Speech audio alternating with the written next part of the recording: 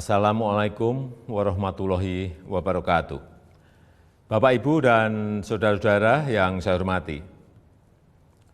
7 bulan sudah kita bersama-sama menghadapi pandemi ini. Saya paham masih banyak tantangan, namun tidak sedikit yang telah kita kerjakan. Singkatnya, strategi pemerintah sejak awal adalah mencari titik keseimbangan. Sekali lagi, mencari titik keseimbangan. Saya tegaskan kembali bahwa kesehatan masyarakat, kesehatan publik tetap nomor 1. Tetap yang harus diutamakan. Inilah prioritas, tetapi memprioritaskan kesehatan bukan berarti mengorbankan ekonomi. Karena jika kita mengorbankan ekonomi, itu sama saja dengan mengorbankan kehidupan puluhan juta orang. Ini bukan opsi yang bisa kita ambil. Sekali lagi, kita harus mencari keseimbangan yang pas. Oleh sebab itu, saya dan seluruh jajaran pemerintah selalu berupaya mencari keseimbangan itu. Tidak perlu sok-sokan akan melockdown provinsi, melockdown kota, atau melockdown kabupaten. Karena akan mengorbankan kehidupan masyarakat. Tapi kita tetap serius mencegah penyebaran wabah supaya tidak meluas. Hasilnya bagaimana? Ini yang terpenting. Mari kita menilai berdasarkan fakta dan data dan bukan berdasarkan kira-kira. Saya bisa mengatakan penanganan COVID-19 di Indonesia tidak buruk, bahkan cukup baik. Maka saya hanya bicara fakta. Dalam jumlah kasus dan jumlah kematian, Indonesia jauh lebih baik ketimbang negara-negara lain dengan jumlah penduduk yang besar. Sebaiknya kalau membandingkan, ya seperti itu. Kalau Indonesia dibandingkan dengan negara-negara kecil yang penduduknya sedikit, tentu perbandingan seperti itu tidak bisa menggambarkan keadaan yang sebenarnya. Dalam hal ekonomi, pencapaian kita juga tidak jelek-jelek amat. Ekonomi kita menurun, ya, betul, itu fakta. Tapi mana ada negara yang tidak menurun ekonominya?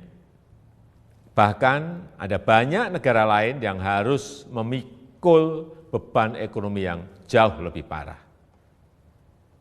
Dibandingkan dengan beberapa negara Asia Tenggara lainnya, misalnya, kinerja ekonomi kita masih lebih baik.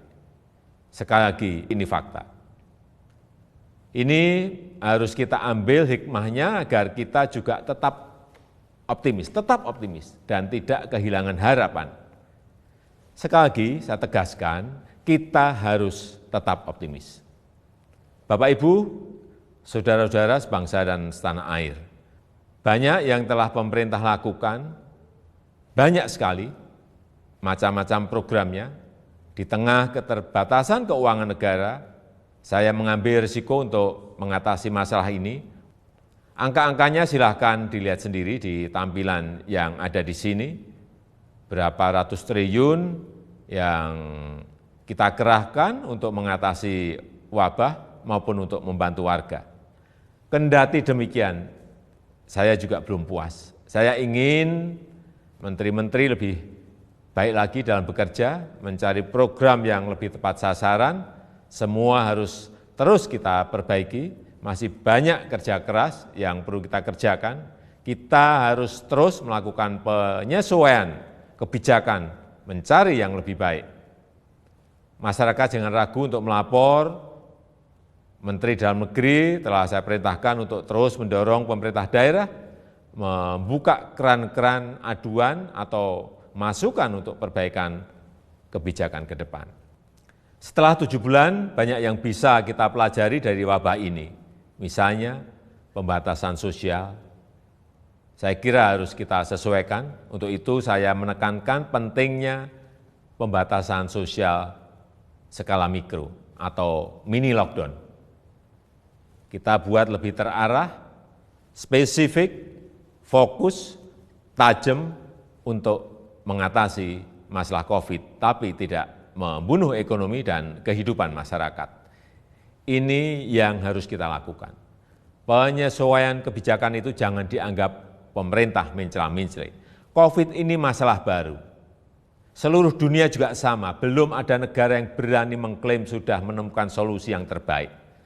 Tiap negara juga berbeda-beda masalahnya, berbeda cara dalam menanganinya. Jadi kita pun harus terus menyesuaikan diri, mencari cara terbaik yang paling cocok dengan situasi kita.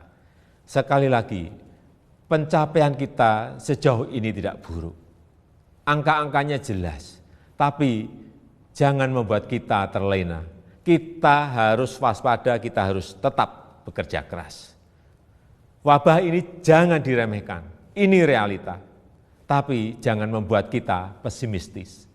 7 bulan ini Indonesia membuktikan mampu mengatasi masalah.